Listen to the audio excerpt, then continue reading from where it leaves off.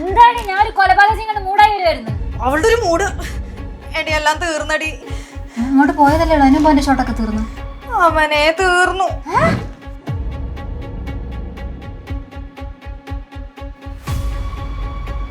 ഡെഡായെന്ന് ഉറപ്പാണോ? ഉറപ്പാ.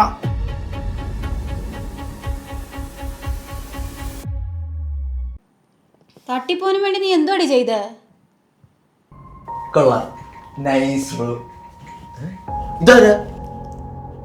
ഡാഡിയാ? ഷുഗറാ? അയ്യോ അല്ല, പ്രഷർ ഉണ്ടായിരുന്നു. കോവിഡ് സമയത്ത് ഞങ്ങള് തനിച്ചാക്കി പോയി. കണ്ടില്ലേ റീത്തൊക്കെ? നന്നായി എന്തായാലും. അതെന്താ? അല്ല ഇതൊന്നും കാണേണ്ടി വന്നില്ലല്ലോ. അതെന്ത് അമ്മേ?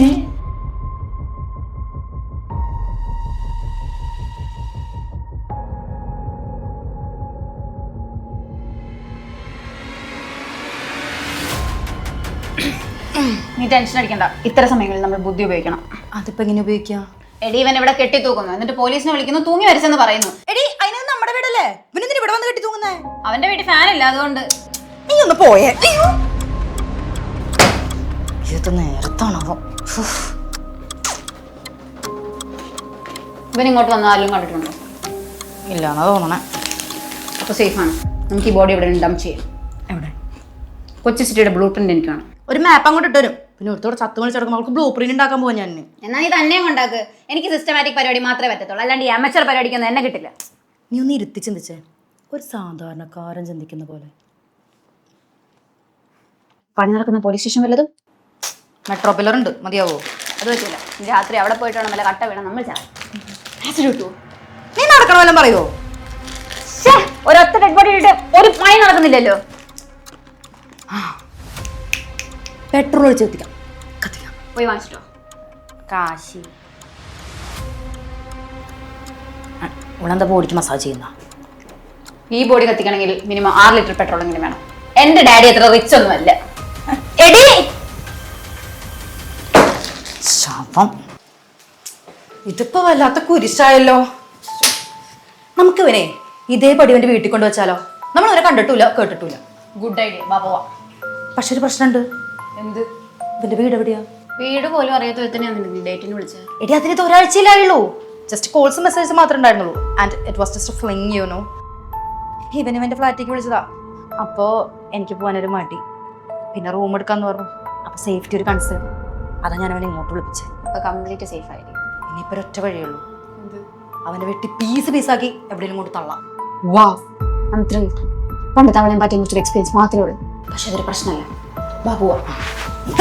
നീ കത്തിയെടുത്ത് വാ.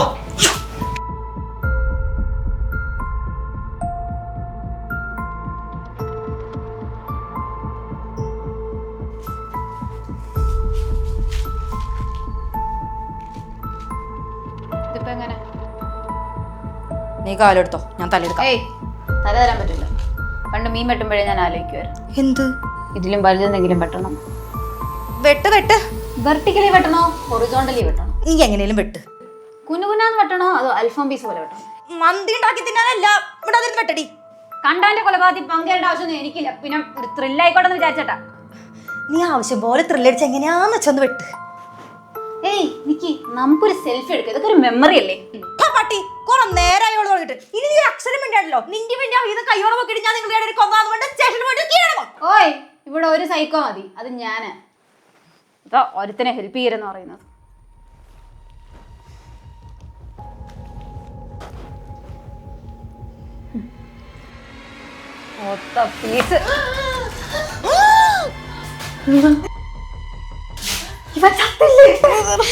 നമസ്കാരം. കത്തി വടിവാളൊക്കെ, ഹാർട്ട്, കിഡ്നി,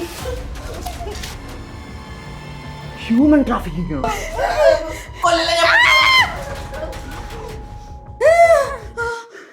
നീയല്ലേ പറഞ്ഞ ചത്തന്ന്? അത് ഞാൻ വൈൽഡ് ഗസ് ചെയ്തതാ. അവളുടെ ഒരു വൈൽഡ് ഗസ്. ഇതെന്തിനാണെന്നറിയോ?